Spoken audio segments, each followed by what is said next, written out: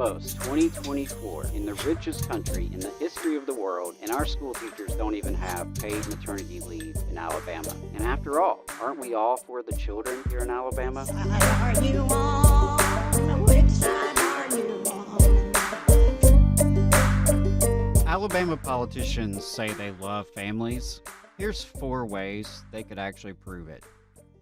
Name a politician in Alabama, and chances are they talk about family values. And while educators are frequently political punching bags, you'd be hard-pressed to find a politician who doesn't at least proclaim to love students.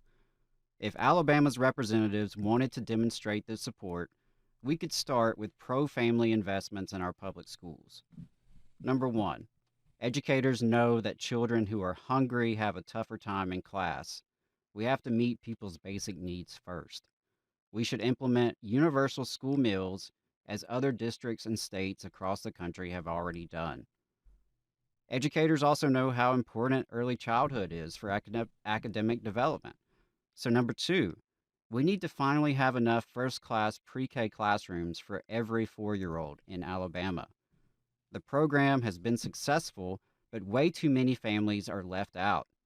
Only 45% in Alabama had access to the program during the 2022-23 school year due to the level of state funding for the program, according to the Alabama School Readiness Alliance. Let's do better, y'all. It's a big relief for families while it better prepares our little ones for school. Number 3, we need more child care support, and we can start in our public schools by providing high-quality child care to all education employees. Child care is difficult and expensive for any worker to obtain. As our public schools struggle to recruit and retain educators, this would be a vital benefit for a workforce disproportionately staffed by mothers.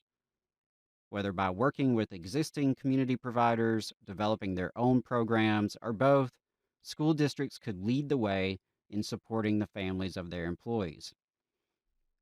And number 4, all workers could gain from paid parental leave, which is a standard across the world. And if any employer should recognize the benefits of parental leave, it should be our public schools. How is it that it is almost 2024 in the richest country in the history of the world, and our school teachers don't even have paid maternity leave in Alabama? Bonding with a new child is critical to child development. And after all, aren't we all for the children here in Alabama? Our public schools are critical to the success of every community in the state. Teachers' working conditions or our students' learning conditions. Let's help both.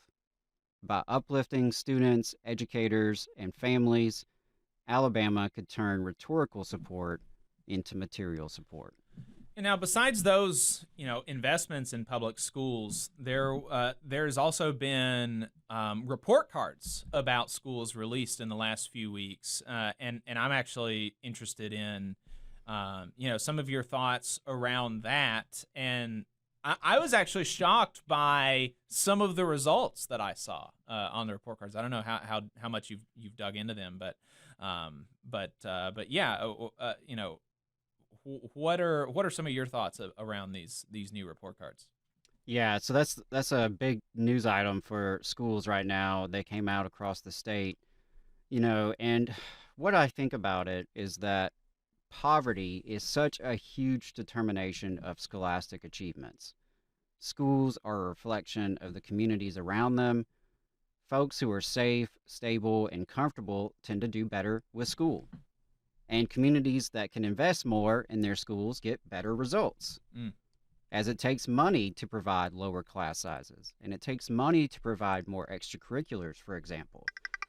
So I feel like the state report card has some information worth looking at, but that it mostly distracts from the real conversation we need to have about expecting schools to fix all social ills while not providing nearly enough resources to do so. We expect our schools to solve every problem, but don't equip our schools to even begin addressing some of these problems. And, I want to be clear that there are schools out there doing some great work despite socioeconomic obstacles. and that's worth highlighting. It's worth learning from, of course, but you can't rank at or near the bottom of every quality of life metric as a state and not expect that to impact our schools. Right. From poverty to mass incarceration, wages, working conditions, everyday people in this state face some of the worst conditions in the entire developed world. If we were serious about improving education in Alabama, it would take robust and equitable additional resources. And it would be tied to a broader program of social improvement so that families can actually thrive in Alabama. But that's my 2 cents. Yeah. Yeah, that,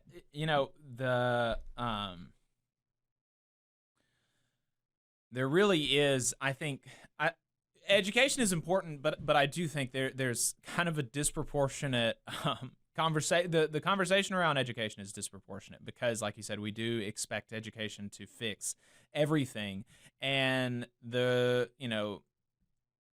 results are by and large that you can't do that. Actually, you can't fix everything wrong in a community through the school system. You have to start with other things, and then, in large part, the success of the school system is a symptom of the success of the community, not so much the other way around. Right. I mean, it's not a surprise that the wealthiest communities in Alabama, such as Mountain Brook and Vestavia, they scored really, really well on the state report card. It's also not a surprise that the schools that are struggling on the state report card are full of poor kids, right? I mean, and so we expect schools to fix poverty, and even well-meaning, liberal politicians often traffic in this rhetoric just as much as others. And sometimes even educators buy into some of this rhetoric. But the schools cannot fix everything, and they certainly aren't equipped to. Now, schools can make a big impact, but that requires investment, an equitable investment, and recognizing that, schools in Mountain Brook and Vestavia, they're going to have an easier time educating their children. Right. Those children are going to be okay, but some children in other areas, they need extra help. You need smaller class sizes. You need social workers. You need after-school care. You need a lot more investment to really make a dent in those barriers that kids are facing. So yeah, I think a lot of times people just point to the schools, expect it to be a solution, but without providing the resources to even begin to address it. And that's, again, assuming that the schools can do some of this. And some of it is going to require broader social programs and broader social policy, because when the parents are struggling, when the parents are unemployed or underemployed, when the parents don't have health care, when the parents are struggling with drug addiction, when the parents are incarcerated, right? How does that impact the students?